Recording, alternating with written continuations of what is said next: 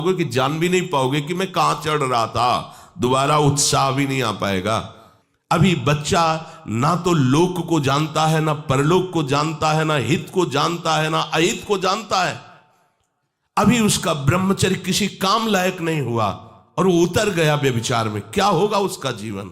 अगर आप वाणी में संयम में रहते हैं ना, वो और भजन करते हैं और सत्य बोलते हैं, तो आप जो बोलेंगे वही होगा। श्रवणेंद्री से गंदी बातें सुने, वाणी से गंदी बातें बोले, रसेंद्री से गंदा भोजन करें और सोचे ब्रह्मचर्य रह जाएंगे, तो बिल्कुल नहीं, कदापि नहीं। ब्रह्मचर्य कोई खिलवाड़ नहीं है। अब जो इस मार्ग पर, अध्यात्म मार्ग पर, आनंद मार्ग पर चलना चाहते हैं, तो उनको एक इंद्रिय के संयम के लिए पांचों इंद्रियों पर संयम करना होगा, ज्ञान इंद्रियों पर। एक बात सुधारने के लिए, ब्रह्मचर्य का रक्षा तभी वो उपासक कर सकता है जब सर्वतोभावेन ब्रह्मचर्य होगा। एक जनेन्द्रीय के ही ब्रह्मचर्य की पुष्टता का जब आप लक्ष्य कर लोगे, तो उसकी पुष्टता के लिए आपको सर्वतोभावेन ब्रह्मचर्य धारण करना पड़ेगा। सर्वतोभावेन नेत्र का ब्रह्मचर्य, जो नेत्र किसी को भी देखकर भोग कामना कर लेते हैं, भोग बुद्धि से देखते हैं वस्तु को, व्यक्ति को, किसी को भी, ये नेत्र से बेविचार हो रहा है। इसीलिए सावधान रहना चाहिए। जैसे नाटक, सिनेमा आदि हैं, वहां तो जान रहे हो चित्र हैं, पर उनमें जो अभिनय करने वाले जन हैं वो तो संसारी जन ही है ना। उनका पहनावा, ओढ़ावा, हाव भाव, अंग प्रत्यंग, अगर आप भगवत भाव से युक्त है तो संपूर्ण सृष्टि में कहीं भी दृष्टि जाए अपने प्रभु की भावना होती है। पर वहां तक पहुंचने के लिए आपको ये त्यागना होगा ना। आप किसी का अनुकरण न करें, आप अपनी स्थिति को देखें। अगर आप किसी का अनुकरण करते हैं कि हमने उनको देखा है, वो टीवी देख रहे हैं, तो टीवी में क्या देख रहे हैं, कहाँ स्थिति है, हमें क्या पता। हमको जहां पहुंचना है उसके लिए हमारे लिए बाधक है, हमें नहीं देखना है। अगर आप माना कि कोई नाटक ही देख रहे हैं, कोई ऐसे सीरियल ही देख रहे हैं, पर उसमें अभिनय करने वाले तो संसारी भोगी पुरुष ही है ना। आप कोई त्यागी जितेंद्री महात्मा को थोड़ी देख रहे हैं, तो उस देखने में तन्मयता आती है। जिसको हम देखते हैं उस पर हम आसक्त होते हैं, तभी तो उसका सुख दुख अनुभव होता है। देखो कोई ऐसी रोने वाली सीन आए तो रोना आ जाएगा, हंसने वाली आ जाए तो हंसना आ जाएगा, ऐसे तो उसका प्रभाव हम पर पड़ रहा है ना। तो हम किसी के अभिनय करने वाले के अंग प्रत्यंग को देख रहे हैं और वो कामुक होकर कोई काम चेष्टा कर रहा है, या कोई ऐसा, वो सारा का सारा मन कवर कर रहा है आपका। और एकांत होते ही फिर जो मन अपना मनमानी करवाएगा, आप नहीं सह पाएंगे। इसलिए नेत्र का ब्रह्मचर्य सबसे पहले शुरू कीजिए। आपको वो चीज नहीं देखनी, वो बात नहीं पढ़नी, वो दृश्य नहीं। श्रीमद् भागवत में वर्णन है, कोई पशु पक्षी भी मैथुन कर रहा हो, अचानक दृष्टि गई तो मानसिक प्रणाम करके दोबारा दृष्टि नहीं जानी चाहिए। इसीलिए लिखा है कि आप एक धनुष भूमि को देखकर, एक धनुष, इसमें किसी की हानि नहीं होगी, आपकी भी हानि नहीं होगी। आप एक धनुष भूमि देख करके ही चलिए। मतलब बहुत लंबी दूरी देखने की जरूरत नहीं है, बहुत दृष्टि उठा करके इधर उधर गर्दन हिलाने की जरूरत नहीं है। और जैसे कि कोई टक्कर मार सकता है, तो देखो जिनको प्रारब्धानुसार टक्कर लगनी होती है ना, वो चाहे जितनी सावधानी से चलो, वो प्रारब्ध आकर के दंड देता है। अन्यथा सीम की चाप सके को तासु, बड़ रखवार रमापति जासु। आप जा रहे हो भगवत चिंतन करते हुए, तो प्रभु का नाम आपका पहरेदार अंग रक्षक है, कोई बाल भी बाका नहीं कर सकता। आपका प्रारब्ध यदि आया है, प्रभु से पास हो गया है कि आपको ये दंड मिलना चाहिए, फिर मिलेगा। आप निश्चिंत रहिए, निर्भय रहिए। प्रभु का जो विधान है वो मंगल करने वाला है। देखो इतने बड़े महापुरुष पूज्य श्री राधा बाबा, श्री आद्याशक्ति भगवती की प्रसन्नता की आराधना कर रहे हैं, क्योंकि श्री कृष्ण हमारे पति हों, इस सिद्धांत की पुष्टता के लिए। और पैर फिसल जाता है, स्नान करने जाते हैं, खड़ाऊ पहने हुए थे और अंग टूट जाता है, दवा नहीं लेते, बांस की खिपचाल बांधकर पुनः अनुष्ठान में बैठते हैं, बलिहारी ऐसी सामर्थ्य की, ये भागवतिक प्रारब्ध ऐसे महापुरुषों को भी दंड दे देता है। देखो ना, ऐसे महापुरुष जो ऐसी ऊंचाई पर पहुंचे हैं और इतने भागवत भजन में नियम निष्ठ है, उनको भी प्रारब्ध दंड दे रहा है शरीर को। तो अपने को इससे निश्चिंत हो जाना है। जो होना है उसे रोक नहीं सकते, जो नहीं होना उसे कोई कर नहीं सकता। अपने आराध्य देव के चिंतन में ज्यादा नेत्रों को इधर उधर दौड़ाने की जरूरत नहीं है। नेत्र का ब्रह्मचर्य, फिर वाणी का ब्रह्मचर्य, बहुत बड़ा प्रभाव पड़ता है इससे। यदि आप जवान से अश्लील बातें, गंदी बातें, कामुक बातें करेंगे तो आप ब्रह्मचर्य रह ही नहीं सकते। अगर आप वाणी से परस्पर शरीर आकर्षण वाली बातें करेंगे, बट उसको देखा तुमने क्या, बस आप गए। चाहे वो स्त्री शरीरधारी साधक हो या पुरुष शरीरधारी, परस्पर आकर्षण संबंधी यदि वाणी खुली आपकी, तो वाणी के व्यभिचार से आपका जनेंद्री का व्यभिचार प्रारंभ हो जाएगा। आप रोक नहीं सकते, नहीं रोक सकते। इसलिए वाणी से भी कोई ऐसी वार्ता ना कीजिए जिससे आपके अंदर काम वेदना बढ़े। श्रवणेंद्री का, कान से गंदी बातें, व्यभिचार की बातें, कामुक बातें सुनना जिससे हमारे हृदय में कामना जग जाए, बिल्कुल नहीं। भले वो किसी को लेकर टीका टिप्पणी की जा रही हो, देखो वो साधक है, उसको हमने देखा वहां ऐसे देख रहा था, वैसे कर रहा था, वो तो आपको समझ में आ रहा है कि किसी साधक की बात कर रहे हैं, वो तुम्हारे नाश के लिए उपाय कर रहे हैं जो आपको ऐसी बात बता रहे हैं। क्यों? क्योंकि आप भी तो साधक हैं। श्रवणेंद्री का व्यभिचार हो रहा है। आराध्य देव के सिवा और कोई बात कान से सुनना उसे व्यभिचार कहते हैं। इसलिए महाप्रभु कहते श्रवण फूटो जो अन सुनो। ऐसा हमारा अगर कान कुछ और सुने तो फूट जाए, नेत्र कुछ और देखें तो ये नेत्र नष्ट हो जाए, वाणी कुछ और बोले तो मुख हो जाए। हमारी श्रवणेंद्री का व्यभिचार नहीं होना चाहिए। धर्म की बात, अपने आराध्य देव की बात, शास्त्र सम्मत बात हम श्रवण करें। अन्यथा अगर कोई ऐसा मित्र है या हमारा साथ में रहने वाला है, कोई किसी भी साधक की को लेकर बात कर रहा है, तो भी हमें कान में उंगली डाले नहीं। हम कोई ईश्वर थोड़ी कि हम किसी को संभाल लेंगे, हम अपने को नहीं संभाल पा रहे। हमारे सामने किसी की बात मत करो, ऐसी करना है तो प्रभु की चर्चा करो, अन्यथा मत करो। तो अगर आप श्रवणेंद्री का ब्रह्मचर्य, वाकेंद्री का ब्रह्मचर्य, नेत्रेंद्री का ब्रह्मचर्य और त्वगेंद्री का ब्रह्मचर्य, अनावश्यक किसी को स्पर्श मत करो। परस्पर विरोधी शरीर को तो भूल कर मत करो। विरोधी शरीर जिससे हमारा पुरुष शरीर है, सामने स्त्री शरीर है, तो किसी भी तरह से सेवा के लिए संकेत करना या किसी भी सेवा के लेन देन में बचाव पक्ष में रहो। यहां रख दीजिए सामान, फिर आप उठा लीजिए। सीधे हाथ में सामान लेना नहीं, सीधे हाथ में सामान देना नहीं, जमीन में रख दीजिए। बहुत पवित्र है तो आप कुर्सी पे जो भी आसन उसका हाथ में लेने का नहीं। परस्पर विरोधी भाव वाले शरीरों का स्पर्श बिल्कुल निषेध है, किसी भी कारण से न किया जाए। मान लीजिएगा ये बहुत मतलब आवश्यक है, यदि आप इसमें चूक कर गए तो धीरे धीरे आप फिसल के वहीं खड़े हो जाएंगे जहां से चढ़ना मुश्किल है। किसी भी साधिका को, किसी भी साधक को परस्पर लेन देन हाथ में नहीं करना चाहिए। मानो हमारी बात, आपको माला देनी है, चौकी पे विराजमान करो, हम उठा लेंगे। हमें कोई सामग्री, ये सामान रखिए, आप उठा लीजिएगा। कभी भी कोई भी परस्पर मुस्कुराहट, बातचीत, ऐसे कोई इशारे यदि दिखाई दे तो आप बचो और उसको बचाओ।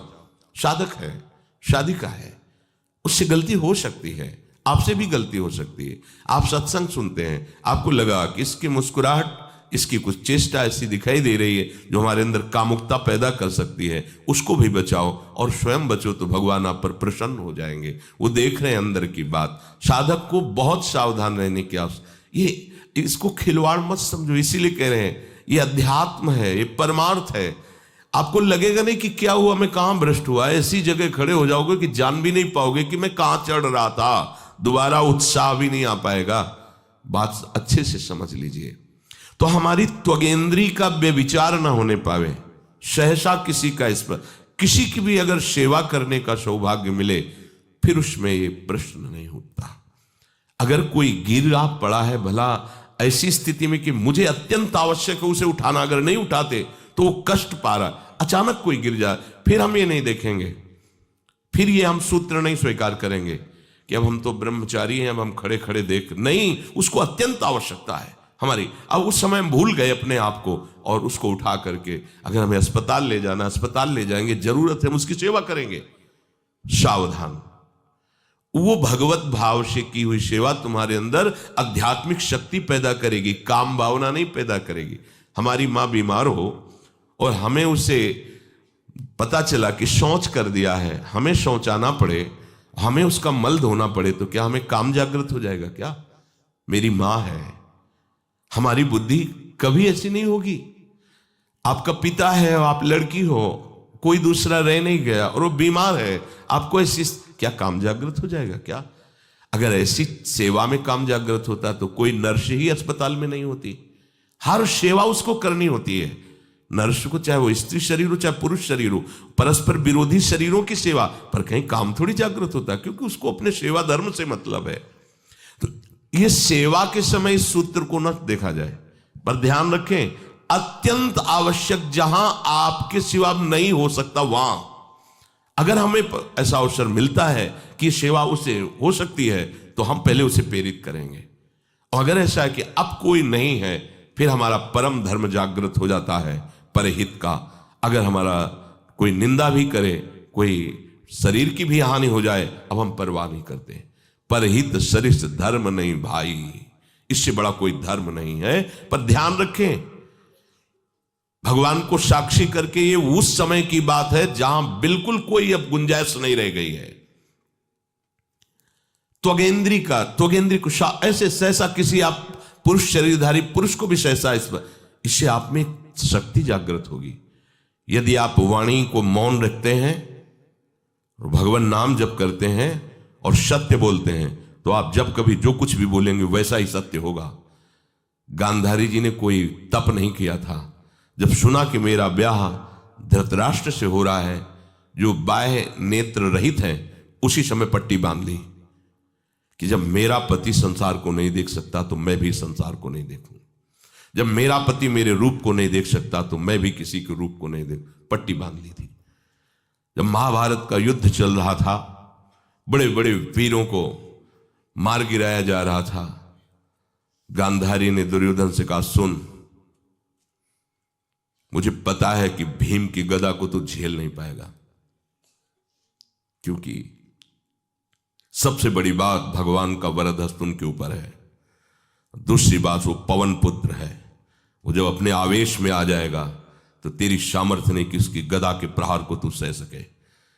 पर मैं तुझे शक्ति प्रदान करूंगी। मैं एक पतिव्रता हूं, आज तक कभी पति का वरण करने के बाद कुछ देखा नहीं है। मैं अपने नेत्रों की पट्टी खोलूंगी, तू नग्न होकर मेरे सामने आ जाना। मेरी दृष्टि पड़ते ही वज्र का शरीर तेरा हो जाएगा, किसी के सामर्थ्य नहीं कि तेरे उस अंगों को तोड़ सके। भगवान सब कुछ जानने वाले हैं। भगवान भक्त पक्षपाती होते, भगवान का स्वभाव भक्त का पक्षपात लेना होता है। वो अपने महल से कॉरिडोर से जा रहा था गांधारी जी के पास, भगवान आ गए चट से, तो तुरंत उसने हाथ ऐसे लगा लिया, मुझे शर्म आनी चाहिए यार, तो हस्तिनापुर के सम्राट पद पर अभिषिक्त होने के लिए तैयारी कर रहा है, नंगे घूम रहा है गली में।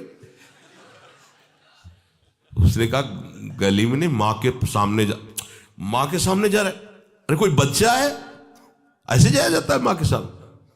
उसने कहा, माँ ने कहा है कि हम पट्टी खोलकर तुम्हें देख लेंगे तो तुम्हारा शरीर वज्र का।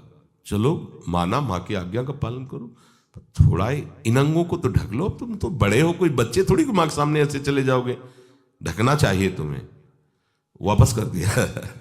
वो यहाँ ऐसे पत्तों से ढका, वस्त्र नहीं पहना, माँ की आज्ञा से ऐसे पत्ते से ऐसे कमर से ऐसे ढक लिया, पीछे आगे ऐसे। गांधारी जी ने पट्टी खोली और जे ही देखा पूरा शरीर वज्र का हो। तो ये क्या किया तूने, कमर में क्यों बांध लिया?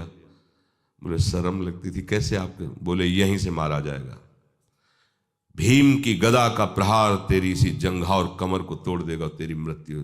मान गई, प्रभु के विधान के आगे किसी का बल काम नहीं करता। गांधारी, ये केवल आंख में पट्टी बांधने की सामर्थ्य थी कि मेरा पति यदि अंधा है तो मैं भी किसी रूप को नहीं देखूंगी।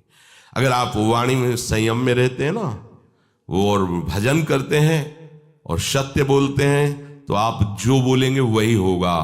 पर ऐसा कुछ अनर्थ वो बोलता ही नहीं, क्योंकि ऐसा संयमी जान जाता है कि इन सब का फल भगवत प्राप्ति है, किसी को कष्ट देना नहीं है। एक एक इंद्री का जब आप ब्रह्मचर्य संयम करोगे तब आपका वीर संयम होगा। ध्यान रखना, आप नेत्रेंद्री से गंदे चित्र देखें, श्रवणेंद्री से गंदी बातें सुने, वाणी से गंदी बातें बोलें, रसेंद्री से गंदा भोजन करें और सोचे ब्रह्मचर्य रह जाएंगे, तो बिल्कुल नहीं, कदापि नहीं। ब्रह्मचर्य कोई खिलवाड़ नहीं है। जो ये तो हुआ इंद्रियों का, फिर आता है अंतःकरण का ब्रह्मचर्य। हमारा मन काम की तरफ तभी जाता है जब उसको निज सुख नहीं मिलता। ध्यान रखना, सृष्टि में जितने भी दुर्गुण दुराचार होते हैं उनमें दो प्रधान होते हैं, एक काम भोग और एक धन, और सब छोटी मोटी बातें हैं। प्रायः जितने भी हिंसा होंगी, जितनी भी भयानक घटनाएं होंगी, भयानक युद्ध होगा, उन दो में अंतर्गत ही होगा, दो के अंतर्गत ही होगा। या उसका कहीं ना कहीं काम से संबंध, स्त्री संबंध से या धन संबंध से है। चाहे जो भी घटना हो उसको देख लेना, प्रधानता दो में ही होगा, कंचन और कामिनी। कीर्ति में कीर्तिवान तो कोई कोई बिरले ही होते हैं, तो वो तो बहुत आगे की बातें हैं। पर प्रायः जितने भी युद्ध हैं, जितनी भी हिंसा है, जितना भी भयानक कुकृत्य है, इन दो में ही होता है। उपासक को ये बात समझनी चाहिए, मन को समझाना चाहिए, सच्ची मानी। मतलब वाणी में शब्द नहीं होता इन बातों को बताने का, यदि कहीं मन को समझाना चाहिए। देखो, अपने लोग उपासक हैं, हम जहां जहां आसक्त हो रहे हैं उसमें हमारे मन का केवल भ्रम है। शरीर के द्वारों में कहीं सुख है, घृणित द्वारों में कहीं सुख है। अगर सुख होता तो इनके भोगने के बाद हृदय कह देता कि अब कछुनाथ न चाहिए मोरे, शांत हो जाता। फिर ऐसा क्यों होता है कि उसको एक जगह तृप्ति नहीं होती, क्योंकि वहां सुख है नहीं।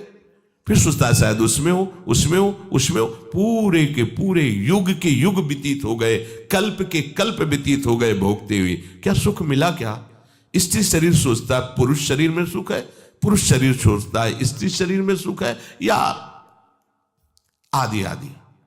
अगर सुख होता तो पूरे ब्रह्मांड में पशु पक्षी कीड़ा मकोड़ा सब मैथुन धर्म से युक्त है, ये सब सुखी हो जाते हैं ना। जो जितना भोगा सकते उतना ही दुखी। देख लो, अशांत, क्लिष्ट, परेशान और पापाचरण युक्त, ये क्या है? मन को समझाइए।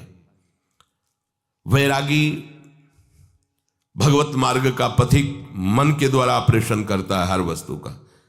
ये सब, इसको ऐसा ना समझे कि बड़ी गुप्त बातें हैं। गुप्त बातें हैं प्रिया प्रीतम के दिव्य चिदानंद में रहस्य की, ये गुप्त बातें नहीं, इनको समझो खोल करके। यदि आप किसी भी तरह से हस्तमैथुन आदि के द्वारा, गंदे दृश्य देख करके, गंदी क्रियाओं के द्वारा आप अपना नाश करते रहेंगे, तो ना आप इस लोक में सुखी रहेंगे ना परलोक में। मान लीजिएगा, ये बातें ना तो कही जाती हैं और ना सुनी जाती हैं और ना समझी जाती हैं। इसीलिए हमारा बहुत ही आगे की पीढ़ी जो सनातन धर्मावलंबी, जो भागवत, हर देश से महान भारत देश को क्यों कहा गया?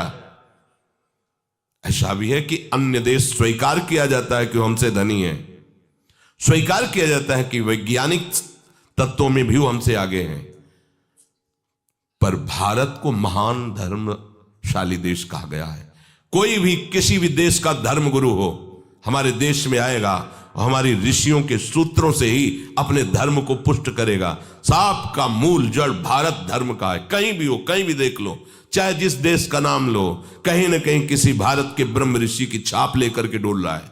भारत भोग प्रधान देश नहीं है, भारत धर्म प्रधान देश है। यहाँ धर्म गुरुओं के द्वारा धर्म स्थापना करके चलाया जाता है। यहाँ आज जो हम समझ रहे हैं कि बाहरी परिपाटी हमारे भारत में आ जाए तो भारत आधुनिक और सर्वश्रेष्ठ देश माना जाएगा, कभी नहीं।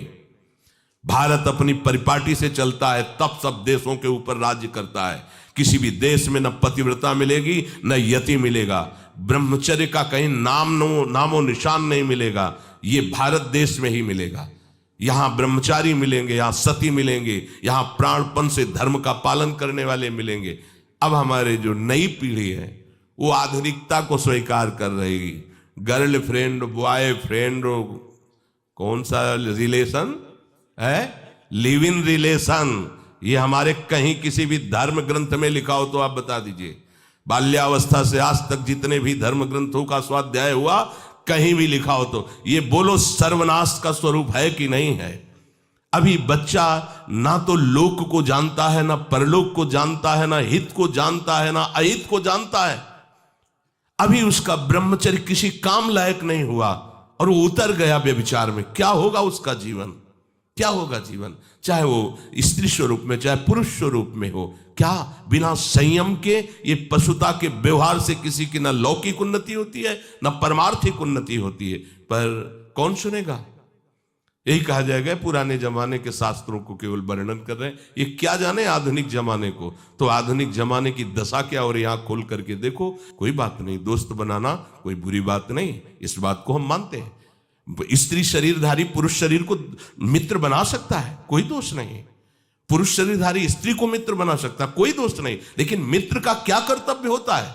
कुपंथ निवार सुपंथ चलावा, कुमार्ग से हटा करके सुपंथ में चलाना, उसकी समस्याओं को दूर करके उसको आनंद में से युक्त करना, उसको सहयोग करना, ना कि शोषण करना। दोस्ती कहते हैं उसके दुखों को मिटा करके उसको शांति और सुख के मार्ग में ले जाना। इसीलिए ये जो आधुनिकता बढ़ रही है, ये जो खान पान गलत हो रहा है, ये जो दर्शन गलत हो रहा है, तो इस जमाने में ब्रह्मचर्य ये केवल शब्द ही लिखा मिलेगा, जीवन में नहीं मिलेगा। नए नए बच्चे व्यसन कर रहे हैं, नशा कर रहे हैं, गंदे आचरण कर रहे हैं। क्या होगा, कैसे आगे कोई समझेगा? शास्त्र क्या है, धर्म क्या है, बल क्या है? आज नवयुवक 16 से 28 के बीच में कोई ऐसा नहीं दिखाई देता है जिसमें आध्यात्मिक थोड़ा भी बल हो, काम क्रोध आदि सहने की सामर्थ्य हो। अपने बूढ़े माता पिता को थप्पड़ मार रहे हैं, बूढ़े माता पिता को गाली दे रहे हैं, बूढ़े माता पिता जिन्होंने खवा पिला के इतना बड़ा, उन्हें अनाथालय भिजवाया जा रहा है, उनको छोड़ दिया जा रहा है। आप विदेश घूम रहे हैं, उनके खाने की व्यवस्था घर में नहीं। क्या है ये? आज आधुनिक विद्या का ये प्रभाव है। विद्या विनयम ददाति, जो अपने वयोवृद्धों की सेवा नहीं कर सकता वो क्या विद्या पढ़ा? जो दूसरों की रक्षा नहीं कर सकता क्या विद्या पढ़ा? क्या विद्या का यही स्वरूप है दूसरे का शोषण करना? क्या विद्या का यही स्वरूप है कि शराब पीना, ड्रग्स का ये नशा करना? ये क्या विद्या सिखाती है? वो कहा जाता है आज तो आधुनिक विद्या बढ़ रही। मुझे लगता है संयम में रहना ही विद्या का वास्तविक स्वरूप है। अपनी इंद्रियों को संयम में रखना, अपने को संयम में रखना, बुजुर्गों का, गुरुजनों का, शास्त्र का, भगवान का भय रखना हृदय में। ऐसा नहीं, आप तभी निर्भय हो पाओगे यदि शास्त्र का भय नहीं, भगवान का भय नहीं, धर्म का भय नहीं, तो फिर आप वहां पहुंच जाओगे